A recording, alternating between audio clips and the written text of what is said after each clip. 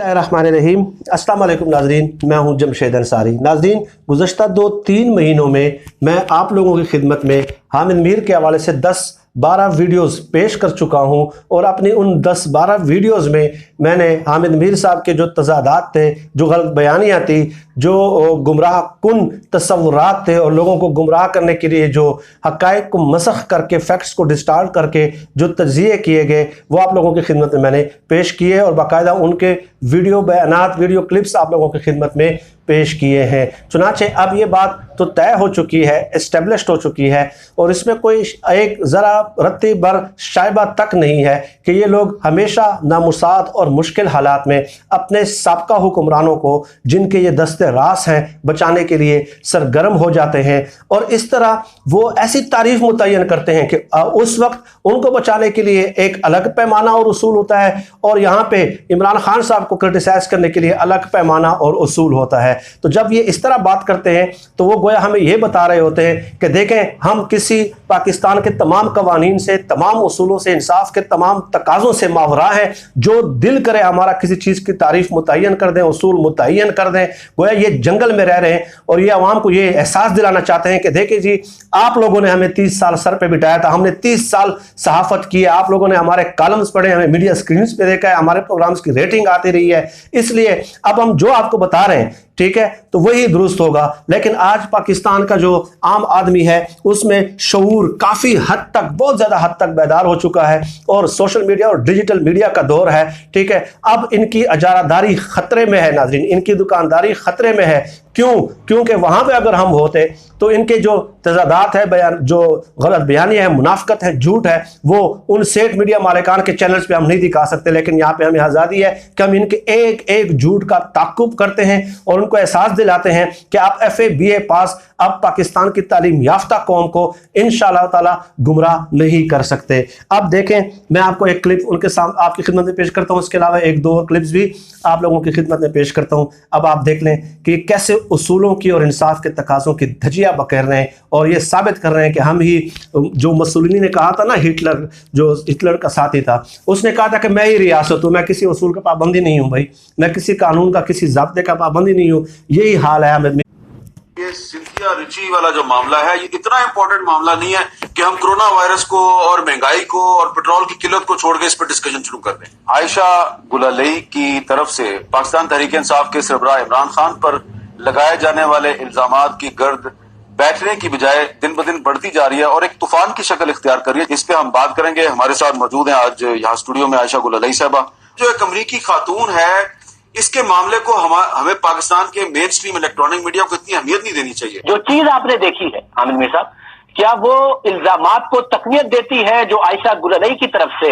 इमरान खान पर लगाए गए जो भी मैसेजेस आपने देखे? पाकिस्तान का मीडिया भी इस खातून के हनी ट्रैप में आ गया है। आप इस बात से इत्तेफाक करते हैं कि इसकी इन्वेस्टिगेशन होनी चाहिए? चले आप कह रहे हैं ये गलत है, ये झूठ है, तो इसकी इन्वेस्टिगेशन तो होनी चाहिए। अभी तक मुझे नहीं पता कि ये खातून कोई सहाफी है, तो इसकी इन्वेस्टिगेशन तो होनी चाहिए। ये खातून कोई बिजनेसमैन है, तो इसकी इन्वेस्टिगेशन तो होनी चाहिए। या ये कोई फिल्म मेकर है, क्या है, किसी को कुछ पता नहीं, तो इसकी इन्वेस्टिगेशन तो होनी चाहिए। उसके क्रेडेंशियल्स का भी नहीं पता। क्या पाकिस्तान में इसलिए है कि ये हर दूसरी पॉलिटिकल पार्टी की लीडरशिप पर इल्जामात लगाती फिरे? जो आपके पास जो मैसेज आए हैं, ये आपको नहीं पता कि ब्लैकबेरी से हैं या आईफोन से हैं? आयशा गुलालई साहबा ने जो भी इल्जाम लगाया है,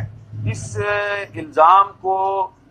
ये क्या कि मुस्तरद कर देना कि जी इसकी कोई इंक्वायरी नहीं होनी चाहिए, ये मुनासिब नहीं है। ये इल्जाम जो है ये काफी सीरियस हो गया है। लेकिन आप बात कर रहे हैं कि ये अमरीकी खातून को पाकिस्तान के मीडिया को इतनी अहमियत नहीं देनी चाहिए, तो सुप्रीम कोर्ट इसका सो मोटो एक्शन ले सकती है।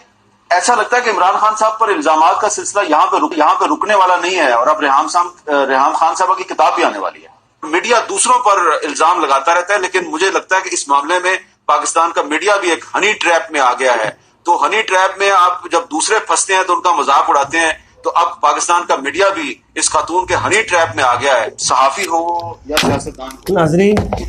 ये थे चंद झलकियाँ इस हामिद मीर साहब के जो मुनाफकत है और जो उनकी गलत बयानियाँ हैं उस हवाले से, कि वो ये कह रहे हैं कि जी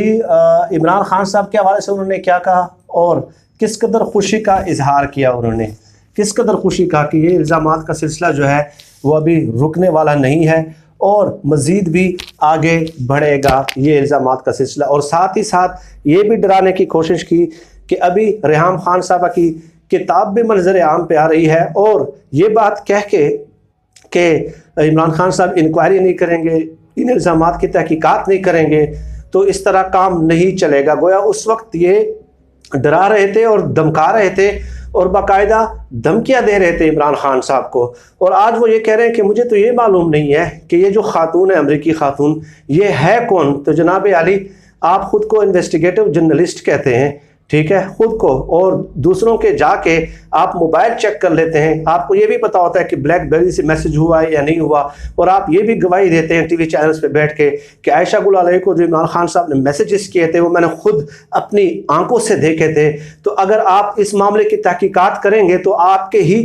جو جن کی آپ جو ہے نا وکالت کر رہے ہیں، آج پیپلز پارٹی نے ہی ان کو ویزا دیا تھا اور ان کو پاکستان بلایا تھا، ناظرین، اور جناب انہوں نے ہی بلایا تھا، اور آپ جا کے مخدوم شہاب الدین سے پوچھیں نا کہ آپ وزیر صحت کے طور پہ کیسے ان کو ایک جو ہے نا آپ ان کو رہائش بھی دیتے ہیں، مکان بھی دیتے ہیں، سرکاری مکان بھی دیتے ہیں، ان کو مراعات بھی دیتے ہیں، گاڑی بھی دیتے ہیں، ان کے ساتھ تصاویر بھی کھینچتے ہیں، ان کے ساتھ آپ سیر سپاٹے بھی کرتے ہیں، تو آپ یہ جا کے ان سے پوچھیں نا، ان کے موبائل چیک کریں، ٹھیک ہے، کہ آپ کیوں اس قدر آپ کو نہیں معلوم، تو وہ آپ کو بتا دیں گے کہ یہ کون تھی۔ اور رحمان ملک صاحب کے ساتھ ان کی تصاویر جاری ہوئی ہیں، ٹھیک ہے، جو وہ ان کو اعزازی شیلڈ وغیرہ بھی دے رہے ہیں، ٹھیک ہے، اور پیسے بھی دیے ہیں کچھ ہزاروں ڈالرز جو ہے نا، اور ویزا بھی ایکسٹینڈ کیا ہے، تو یہ آپ ان سے پوچھیں۔ آپ انویسٹیگیٹو جرنلسٹ، آپ یہاں پہ حلیم بیچنے کے لیے بیٹھے ہوئے اس معاملے میں آپ کی تحقیقات ساری جو ہے نا وہ ختم ہو جاتی ہیں، ساری آپ کی انویسٹیگیٹو جرنلزم جو ہے وہ جو ٹھوس ہو جاتی ہے یہاں پہ، اور یہاں پہ آ کے آپ ہمیں لیکچر دیتے ہیں، ٹھیک ہے، یہ منافقت نہیں ہے تو کیا ہے؟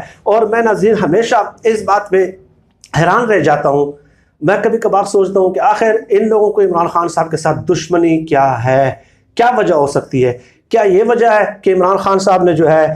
ایک چندہ جمع کر کے عوام سے پیسے لے کے، ٹھیک ہے، اور ایک چندہ مہم چلا کے شوکت خانم ہسپٹل کیوں بنایا تھا؟ اس لیے، اور انہیں عوام کو دھوکہ دے کے شوکت خانم نہیں بلکہ شوگر مل اور فلور مل بنا لینی چاہیے تھی۔ کیا اس وجہ سے عمران خان صاحب کے ساتھ ان کی دشمنی ہے؟ یا حامد میر صاحب کے بغض کی وجہ تو مجھے یہ بھی نظر آتی ہے کہ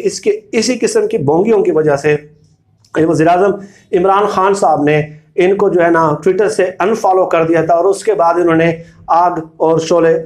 برسانا شروع کر دیے ہیں۔ ورنہ حامد میر صاحب کا یہ کہنا، یہ بات کرنا کہ جی اس کے تحقیقات ہونی چاہیے، اور اب جو ہے نا مجھے تو پتہ ہی نہیں ہے کہ یہ کون ہے اور کون نہیں، بھائی 10-12 سالوں سے یہاں پہ رہ رہی ہے، اور پیپلز پارٹی نے ان کو بلایا تھا باقاعدہ، اور یوسف رضا گیلانی صاحب کے ساتھ ان کی باقاعدہ ملاقاتیں ہوتی ہیں، ان سے پوچھیں نا، ان سے پوچھ کے پھر آپ ہمیں ورژن دیں کہ واقعی وہ کیا کہتے ہیں، لیکن نہیں، یہ کام آپ نے نہیں کرنا، اور آپ ابھی تک اسی خواب غفلت میں بیدار، ابھی تک یہ لوگ اس خواب میں ہیں اور اس زوم میں ہیں کہ ہماری غلط بیانیاں جو ہیں وہ سامنے نہیں آئیں گی، ٹھیک ہے، اور ان کو یہی لگتا ہے کہ بس ہم مین سٹریم میڈیا پر بیٹھے ہوئے ہیں تو ہمارے خلاف کوئی بات کرنے والا نہیں ہے۔ لیکن حامد میر صاحب کے جتنے بیانات، جتنے تضادات ناظرین یہ 2-3-4 مہینوں میں اور اس سے پہلے بھی سامنے آئے ہیں، بخدا اس پہ بھی رحمان ملک صاحب سے میری استدعا ہے کہ ان کو بھی ایک اعزازی شیلڈ دی جائے کہ کس قدر غلط بیانیاں اور کس قدر وفاداری کر رہے ہیں بیچارے آ کے۔ اور اس کے علاوہ ناظرین میں نے 2-3 مہینے قبل آپ لوگوں کی خدمت میں ان کے تقریباً 10 ویڈیوز میں درجنوں جو غلط بیانیاں ہیں وہ آپ لوگوں کے سامنے پیش کی تھی، اور ساتھ ہی ساتھ جنرل پرویز مشرف صاحب کی بھی گواہی آپ لوگوں کے سامنے پیش کی تھی کہ کیسے جنرل مشرف صاحب کہتے ہیں کہ حامد میر صاحب مجھے آ کے کہتے تھے کہ الال مسجد پہ آپریشن کریں اور یہ دہشت گرد ہے، ریٹ آف دا اسٹیٹ کو یہ چیلنج کر رہے ہیں، لیکن اور حامد میر صاحب نے میرے ساتھ یہ کمٹ بھی کیا کہ میں کسی قسم کا پروگرام نہیں کروں گا، وہاں پہ نہیں جاؤں گا، لیکن جب وہ واقعہ ہوا گو کہ پرویز مشرف صاحب نے ظاہر حامد میر کی وجہ سے تو نہیں کیا یہ، لیکن وہ ان کی ایک منافقت بتا رہے تھے پرویز مشرف صاحب کہ دیکھیں یہ کس قدر منافق لوگ ہیں یار۔ سب سے پہلے کیمرہ